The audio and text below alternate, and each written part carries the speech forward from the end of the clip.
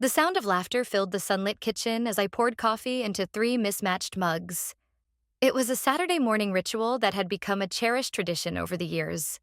My husband Liam and my best friend Emma were seated at the table, exchanging playful banter as I brought the mugs over. "Two sugars, just the way you like it," I said, placing Emma's mug in front of her. "You're a lifesaver, as always," she said with a wink, wrapping her hands around the steaming cup. Liam grinned at me, his blue eyes sparkling. "She knows how to keep us both happy." I laughed, brushing off the comment as nothing more than a compliment to my hostess skills. But looking back, I realized there was something in the way he said it, something I should have noticed.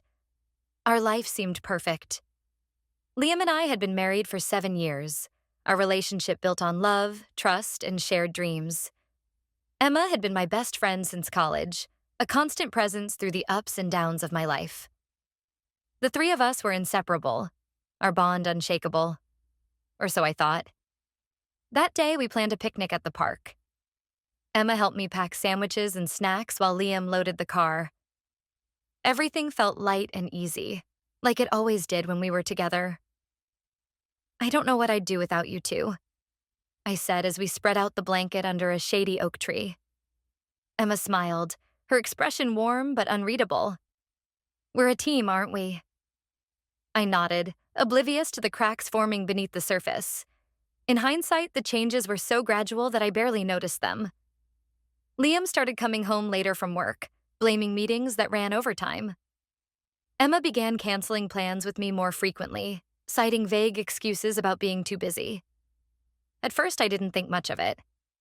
Life had a way of getting hectic, and we all had our own responsibilities. But then there were the moments that didn't add up, like the time I called Liam's office and was told he had left hours earlier, or the cryptic text messages Emma quickly hid when I glanced her way. "Is everything okay?" I asked Emma one evening as we sipped wine on my couch. "Of course," she said, her tone too casual. "Why wouldn't it be?" I shrugged, pushing down the nagging feeling in my chest. "I don't know. You've just seemed distant lately." She waved it off with a laugh. "Work's been crazy, that's all. You know how it is." I nodded, wanting to believe her. After all, this was Emma, my best friend, my confidant.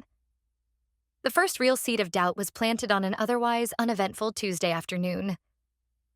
Liam had left early for a business dinner, and Emma had canceled our weekly yoga session, claiming she wasn't feeling well. I was home alone, flipping through a magazine when my phone buzzed. It was a text from an acquaintance, someone I rarely spoke to, followed by a photo. The message read, "Hey, I thought you'd want to know. Isn't this Liam?" My heart stopped. In the picture taken from across a restaurant, Liam sat at a table with a woman whose face I couldn't see clearly, but her long auburn hair was unmistakable. Emma. I stared at the screen, my mind racing. Maybe it wasn't what it looked like. Maybe it was a coincidence. Maybe they were just grabbing a quick meal. But why wouldn't they tell me? And why had Emma canceled on me? I dialed Liam's number, my hands trembling. The call went straight to voicemail. Next, I tried Emma. She picked up on the third ring. "Hey," she said, her voice soft and slightly hoarse, as if she had been sleeping. "Hey," I said, trying to keep my tone neutral. "Just checking in. How are you feeling?" "Oh, you know," she replied, letting out a faint sigh. "Still a little under the weather. I'm in bed right now." I closed my eyes, gripping the phone tightly. "I'm sorry to hear that.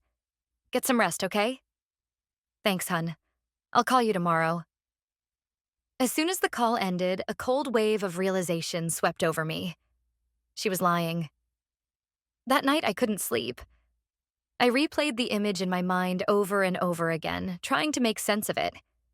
Doubts turned into suspicions, and suspicions turned into questions I couldn't ignore. The next day, I decided to test my theory. I called Liam at work. "Hey," I said casually. "How was your dinner last night?" "It was fine," he replied, his tone a little too smooth.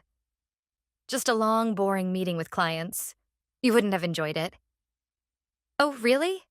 I asked, forcing a smile into my voice. Where did you go? Some steakhouse downtown. I don't even remember the name. I knew he was lying. The following weeks were a blur of quiet observation and gathering evidence. I hated myself for snooping, but I couldn't silence the growing unease in my chest. I checked Liam's phone when he left it unattended, only to find his messages with Emma were suspiciously clean. No banter, no casual updates. Nothing like the friendly exchanges they used to share. Then there was the calendar on his laptop. He always kept a meticulous schedule, but I noticed recurring meetings at odd hours, times that didn't align with his usual work obligations. One Friday evening, when Liam said he had to work late, I decided to follow him. I parked a few blocks away from his office and waited, my stomach twisting with anxiety. Sure enough, an hour later, he emerged from the building. But he wasn't alone. Emma was with him. I watched as they walked down the street together, their heads close, laughing like they shared a secret. They stopped at a small cafe where Liam pulled out a chair for her, his hand lingering on her back just a moment too long. I felt like the air had been knocked out of me. My worst fears were no longer fears. They were reality.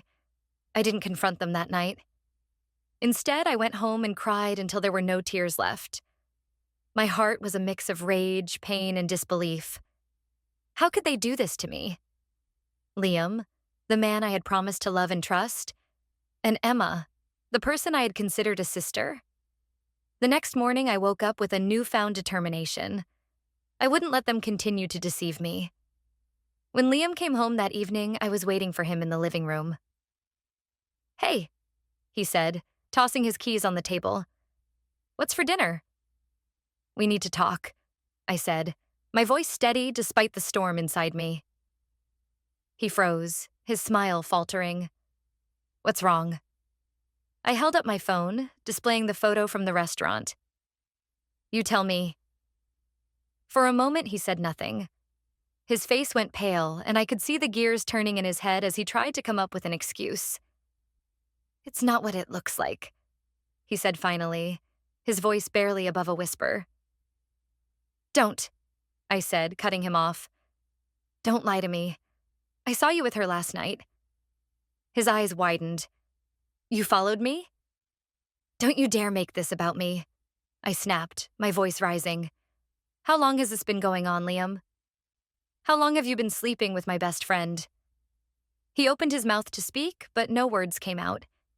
His silence was all the confirmation I needed. That night, I called Emma. She didn't deny it either. I didn't mean for this to happen, she said, her voice thick with tears. But it did, I replied coldly. And now I have to figure out how to pick up the pieces of my life because of you two. The days following the confrontation were a whirlwind of emotions. Grief, anger, humiliation, and most of all, disbelief. How could my life, which once felt so stable, unravel so completely? Liam had moved out of the house the night I confronted him. He didn't argue when I told him to leave. He just packed a bag and left without saying much.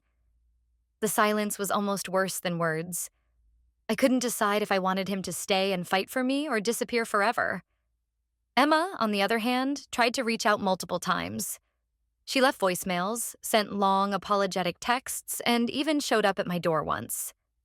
I didn't answer. Her betrayal stung just as deeply, if not more than Liam's. She had been my closest confidant, the person I trusted most in the world.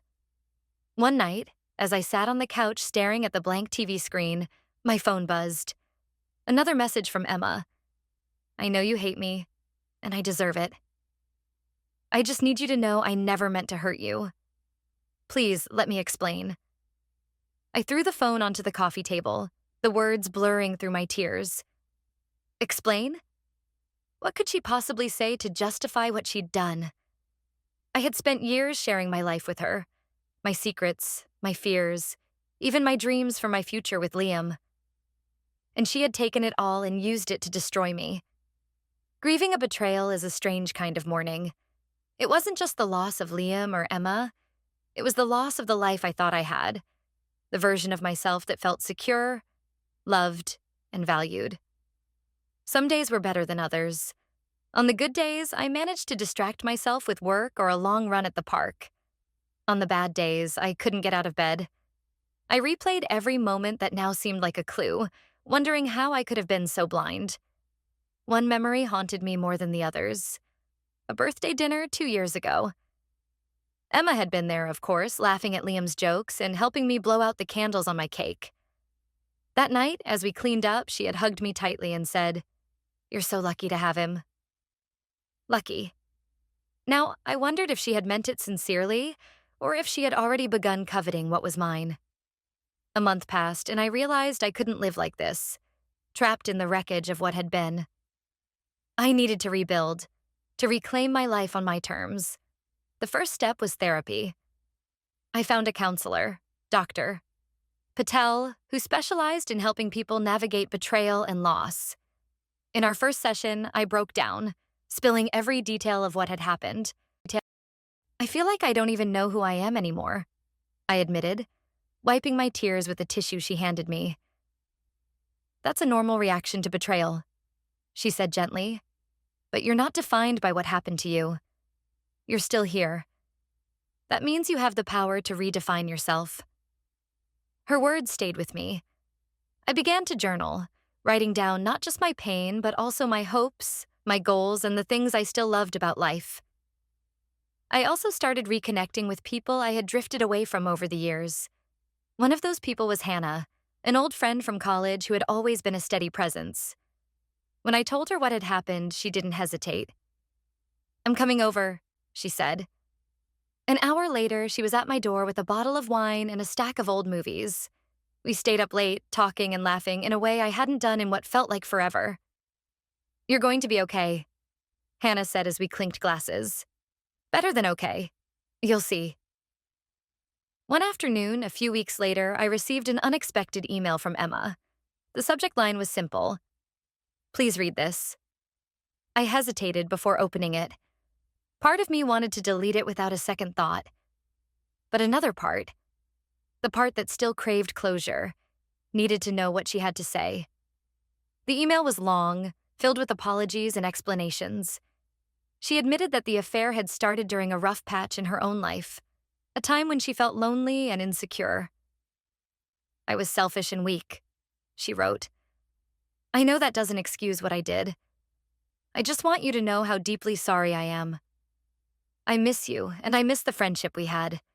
If you can ever find it in your heart to forgive me, I'll spend the rest of my life trying to make it up to you." I closed the email, my emotions swirling. Forgiveness felt impossible, but I couldn't deny that her words carried a hint of sincerity. In time, I began to feel the weight of the betrayal lifting. Therapy helped, as did the support of friends like Hannah. I threw myself into projects that reignited my sense of purpose. Volunteering, taking up painting, and even planning a solo trip to Italy, something I'd always dreamed of doing. As for Liam and Emma, I didn't reach out to either of them. They were no longer part of my story, and I was finally okay with that.